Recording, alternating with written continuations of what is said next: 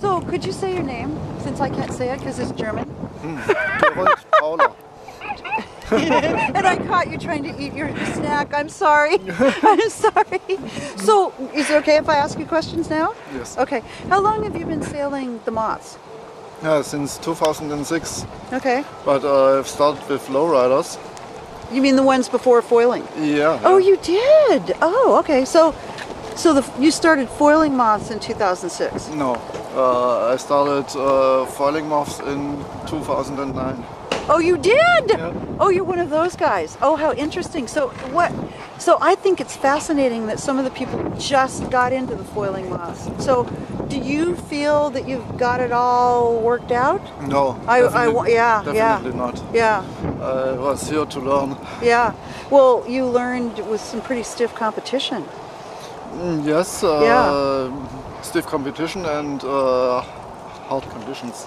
Hard conditions. Yeah. Shifty winds. Yes. So, did you compete in the non-foiling moths? I did. I competed against the foiling moths. With a non-foiling moth? Yeah, How can yeah. you do that? Oh, because it's the same class. Oh, I'll be darned. Oh, I didn't even think about that. How interesting. So, have you done it in around the world, like this? In Weymouth Okay. and in Torbole. Oh boy. So I take it you will keep going with the foiling moths, right? Yeah. You don't have to look at your wife who's behind the camera. She wants me to ask you embarrassing questions. So we can put it on YouTube. So you'll keep competing? Yes. Oh, good. Okay, good. So it's been really interesting interviewing some of the people. Like, I guess Bora was practicing 6 days a week. Are you able to do that? I imagine you have a normal job. Yes. Yeah. I practiced 12 days before this event. Oh boy. Oh my gosh. So how did you place? Oh, I'm 42nd. That's not bad. Considering considering you've only been on a moth for how many months? Or a foiling moth? Foiling moths. Months, that's since April. Oh my gosh. But as I told you, only 12 days. Oh my gosh. When you compete the next time, what will you do for your practice schedule? Depends on the job. Oh, it depends on the job that you have? Yeah. Okay. Are you near water where you can practice? At the moment, not now. Oh dear. I'll bet you're going to move near water, aren't you? Yeah. Oops, your wife is listening. Did you compete with any boats before the moth? Were you a sailor? No, never. Oh, really? Were you a sailor before the moth? Yes, but only spare time, pleasure. Right. And did you go out in the dinghies or bigger boats? Bigger boats. Oh, so this is amazing. Just amazing. So where are you going to try to move to? Don't know. Okay. No. So are you going to stay in Germany? Yes, I think so. Okay. But it all depends on the job. Yeah. If I get a good offer, You'll go wherever it goes. yes. Yeah, good. Well, it's been a pleasure. What do you think of, since you're so new to the foiling moths, what do you think of, we've been asking almost everybody this, what do you think of women competing on the moths? Our understanding is that it takes endurance, agility, and skill to sail a foiling moth. Mm-hmm. So do you have any feeling about how women should be able to do on a foiling moth? I'm surprised how well Lindsay did in his conditions, because I'm totally exhausted. It is exhausting, isn't it? Yeah, it is.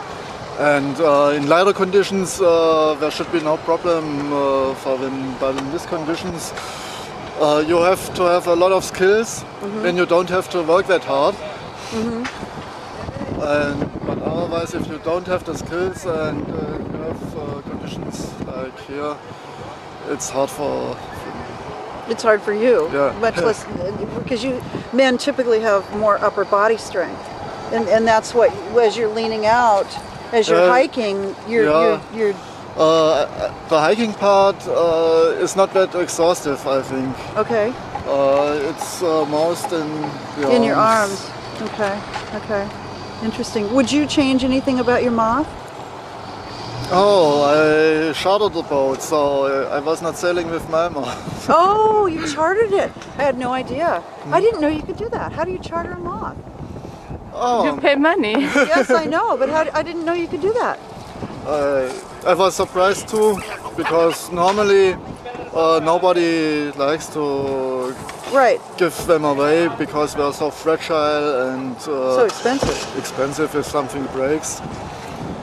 And but I discovered that Jonathan McKee was given his old boat for charter, and Oh so my gosh. I took it. We better tell Joe.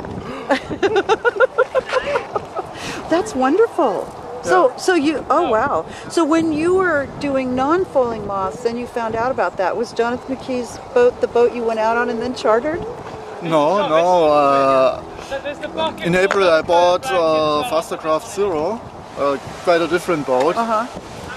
And because I love the international moth events, and I love that they are, up till now, they are free for anyone to compete. So I was trying to somehow compete here in the US.